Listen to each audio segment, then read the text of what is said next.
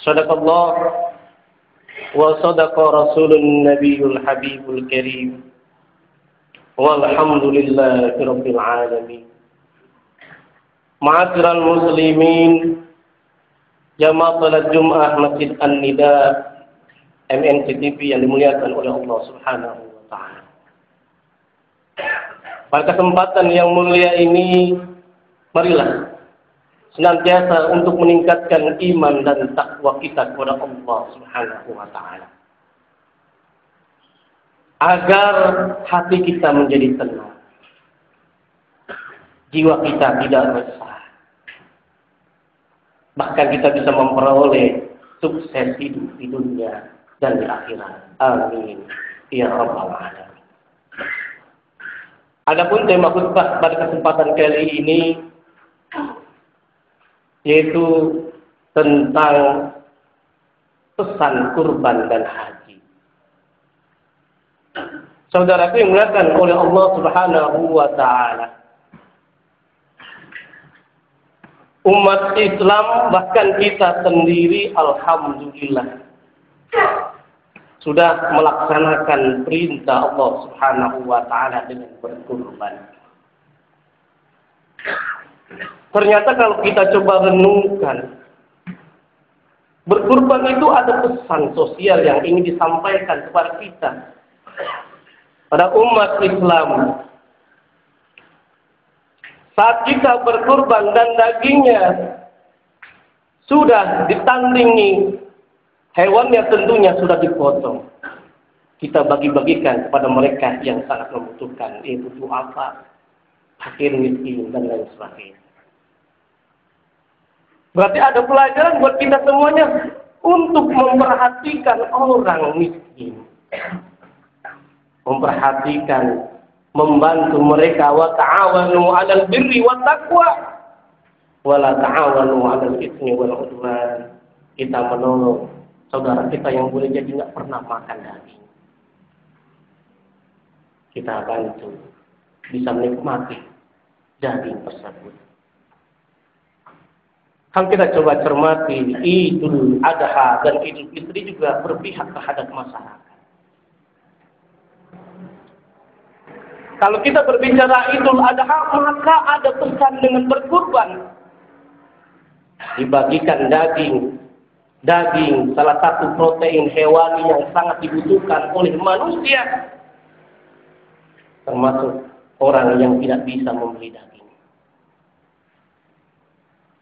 Demikian halnya dengan zakat fitri yang ditunaikan puncaknya saat sebelum khatib turun dari mimbar Idul Fitri, pun juga berpihak kepada mereka yang lemah agar mereka bisa makan, jika mengkonsumsi makanan lokalnya.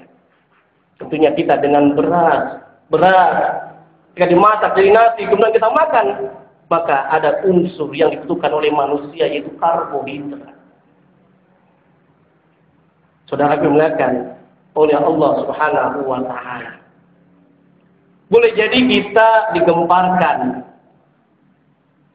dengan kisah pemulung yang usianya banyak versi, ada yang bilang 55 tahun, ada yang 60 tahun. Suami istri pemulung, rumahnya gubuk, ukuran 3 kali 3 meter. Penghasilannya kalau digabung kurang lebih 25.000 rupiah. Namun Masya Allah, bisa berkurban dengan 2 ekor kambing. Apakah langsung bisa hari ini, tahun ini dikumpulkan uangnya langsung berkurban untuk tahun ini? Tidak, saudara, dimuliakan oleh Allah. Pemulung itu sampai 3 tahun mengumpulkan uang, kemudian bisa berkorban, berbagi terhadap sesama. Saat diwawancarai oleh wartawan, apa yang menyebabkan ibu mau berkorban? Karena ingin berbagi kepada orang yang sangat membutuhkan. Tahun ini saya ingin tidak mengantri mendapatkan daging. Kalau lihat dari rumahnya, saudara, dimuliakan oleh Allah Subhanahu wa taala, tidak ada Elektronik yang berharga ada seonggok. Televisi itu pun tidak bisa hidup.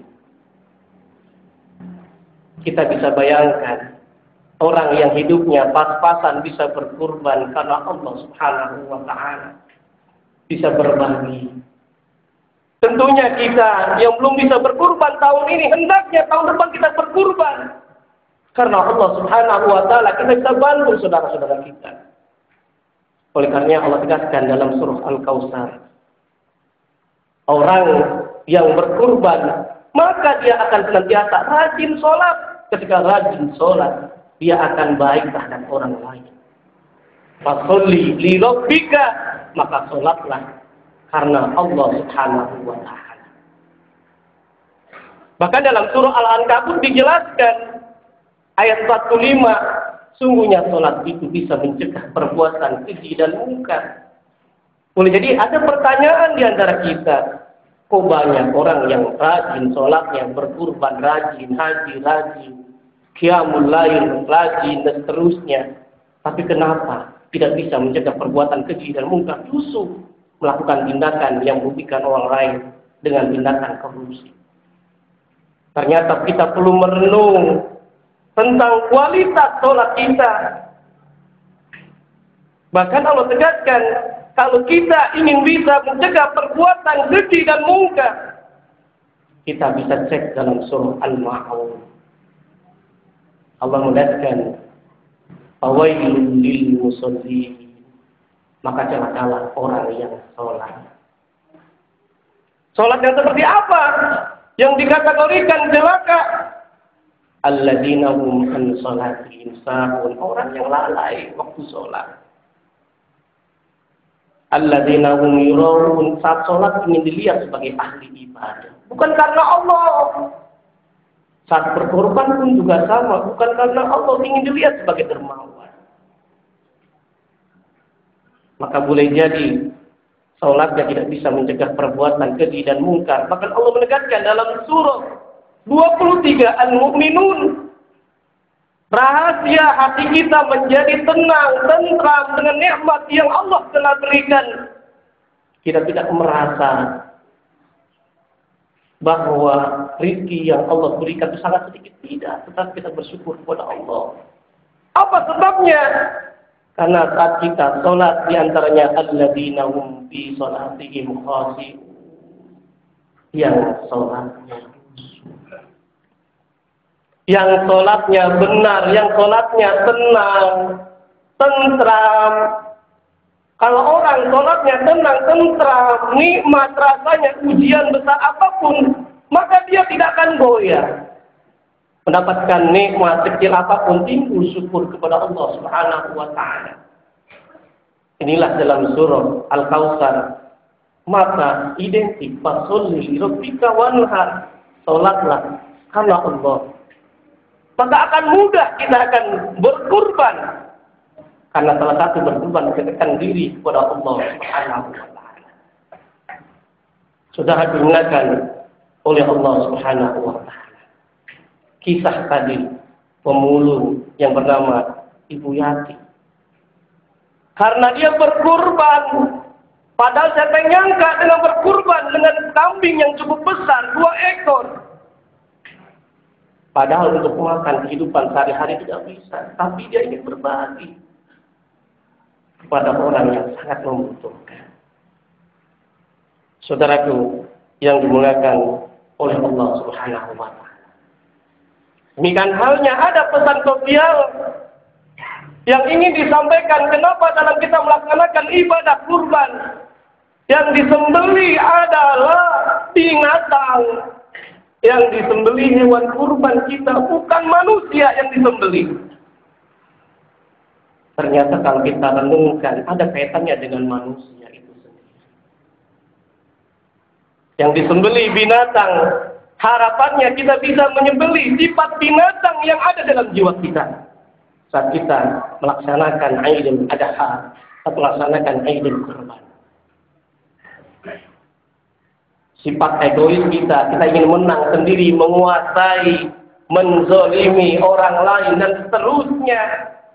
Bahkan inginnya dihargai, tidak pernah menghargai orang lain. Ini hendaknya kita sembelih sifat binatang kita. Maka yang ada hendaknya dibangkitkan, yaitu mengangkat martabat manusia, karena manusia tidak boleh disembelih. Memartabatkan manusia, sehingga kehadiran kita di tengah masyarakat hendaknya memberikan manfaat. Saat mendapatkan rezeki yang lebih, simbol berkurban bukan hanya Idul Adha saja. Memang pelaksanaan Idul Adha berkurban ada waktunya tanggal 10 sampai hari Tasyrik sampai 13 Dzulhijjah.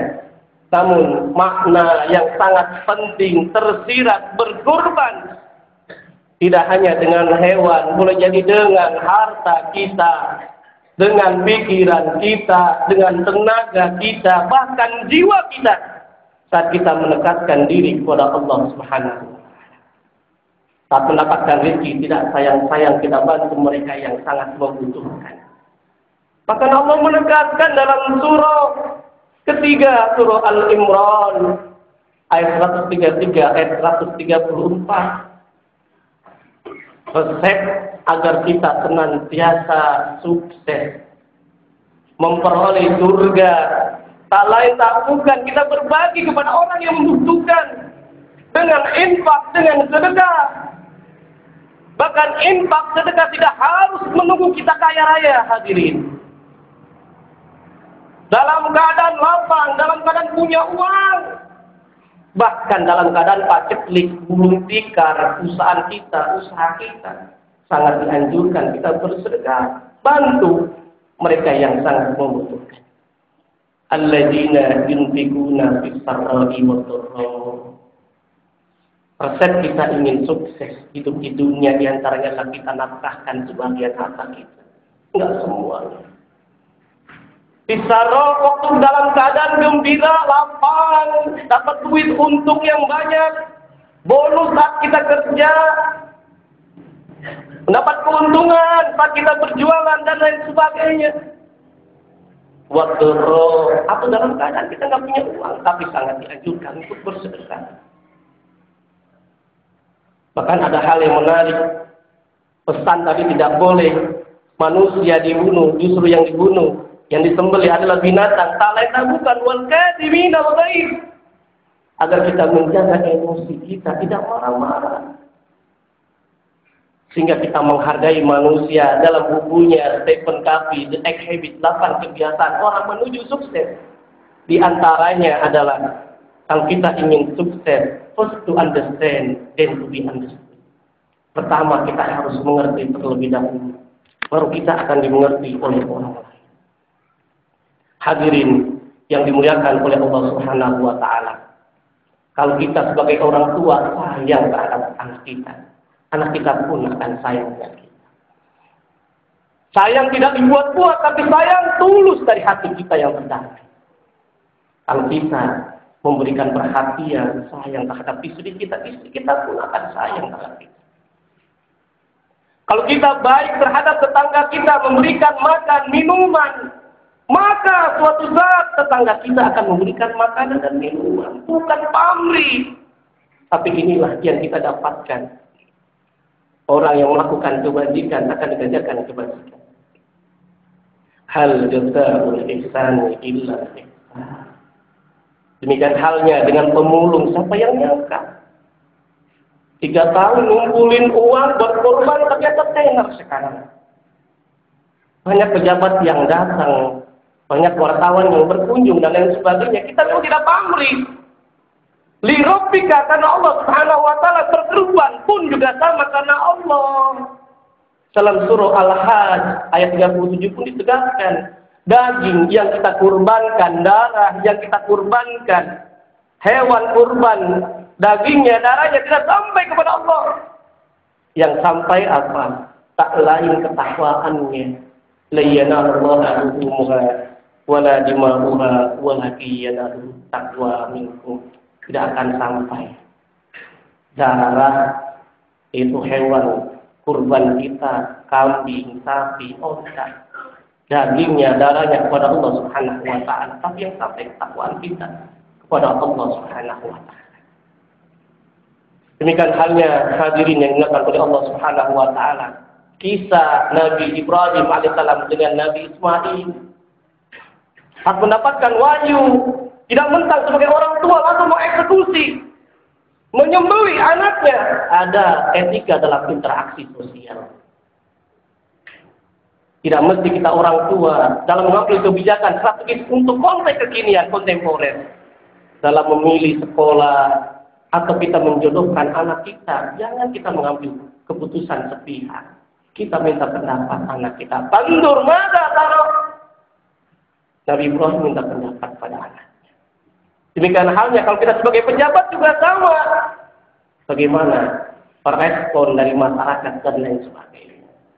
Saudara dimuliakan oleh Allah Subhanahu wa taala. Pesan sosial yang disampaikan tak lain tak bukan berkorban tidak harus hanya di bulan Dzulhijjah saja.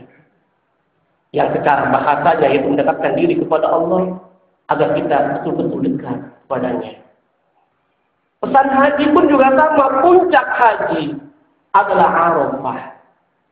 Dan alhamdulillah jemaah haji di Indonesia sudah banyak yang sudah kembali. Kita doakan saudara kita yang alhamdulillah pada tahun ini berkesempatan menunaikan ibadah haji. Mereka hajinya diterima oleh Allah Subhanahu wa taala. Menjadi haji yang mabrur, haji yang diterima oleh Allah Subhanahu wa taala. Karena Rasulullah sallallahu alaihi wasallam telah bersabda, "Al-hajj mabrur, laisa jazaa'un illa al-jannah." Haji yang mabrur, tidak ada ganjaran insya Allah kecuali adalah ganjaran surga. Sampai-sampai dalam sebuah riwayat, Khalifah Abu Bakar pernah ditanya oleh seorang sahabat, apa yang dimaksud dengan haji mabrur? Haji mabrur ternyata kata Abu Bakar As-Siddiq, salah satu sahabat Rasulullah, maka lihatlah nanti kalau sudah ada di Madinah, akan terlihat apakah hajinya mabrur atau tidak. Simbol yang ingin disampaikan dalam kisah tentang sahabat Abu Bakar As-Siddiq tentang haji mabrur. Haji mabrur itu tidak dilihat apakah hajinya baik, bagus, asli tanah suci tanah Mekah. Tapi yang dinamakan dengan haji mabrur nanti saat dia pulang ke tanah air. Apakah amal ibadah solehnya semakin meningkat atau turun? Soleh secara individual maupun soleh secara sosial. Mungkin kita pernah membaca ada sahabat atau orang-orang dalam kisah sufi, orang tidak pergi haji tapi ganjarannya seperti haji mabrur. Apa sebabnya? Karena membantu orang yang sangat membutuhkan. Inilah yang Allah tegaskan dalam surah Al-Mudaththir. Apa yang menyebabkan manusia dijebloskan, masukkan dalam neraka? Karena mereka tidak pernah membantu orang lain. Dalam surah Al-Mudaththir ayat 42 sampai ayat 43. Ma salakakum fi sakor? Apa yang menyebabkan kamu masuk dalam neraka? Mereka menjawab, lam naku minal musallin wa lam naku nut'imul miskin. Mereka tidak pernah sholat waktu hidup di dunia. Wa lam naku nut'imul miskin. Enggak pernah ngasih makanan, pakaian kepada orang miskin. Saudara dimuliakan oleh Allah Subhanahu wa taala. Inilah dalam surah Al-Maun pun wa yamna'unal ma'un. Kenapa kita dimasuk kategori orang yang celaka dalam sholat, dalam beribadah? Karena enggan kita memberi bantuan kepada orang-orang miskin. Zakat, infak, sedekah, menurut catatan Bajnas dan penelitian Fakultas Ekonomi dan Manajemen IPB tercatat kalau zakat di Indonesia betul-betul infak sedekah dikumpulkan kurang lebih 217 triliun yang akan terkumpul. Namun yang terkumpul baru 1,8 triliun rupiah. Apa sebabnya hadirin yang dimuliakan oleh Allah Subhanahu wa taala? Karena pemahaman umat Islam. Kalau zakat hanya di bulan Ramadan saja. Kalau zakat fitrah betul, tapi kalau zakat mal, kalau harta kita cukup nisab, cukup haulnya di bulan Muharram, maka wajib ditunaikan di bulan Muharram. Tidak harus menunggu bulan Ramadan. Apalagi dengan ulama kontemporer yang menyatakan zakat profesi. itu per bulan. Maka semoga kita semuanya yang sedang menunaikan ibadah kurban dan saudara-saudara kita yang menunaikan ibadah haji bisa meningkatkan amal saleh kita semuanya. Karena arti mabrur sekali lagi adalah birrun bakar, meningkat amal kebaikan. Sawal pun meningkatkan iman takwa kita kepada Allah Subhanahu wa taala. Semoga ada manfaatnya bagi kita semuanya. Wa sallallahu wa lakum fil Qur'anil Karim wa nafa'ana wa iyyakum bima fihi min al-ayati wa dzikril hakim. Astaghfiru innahu huwal ghafurur rahim.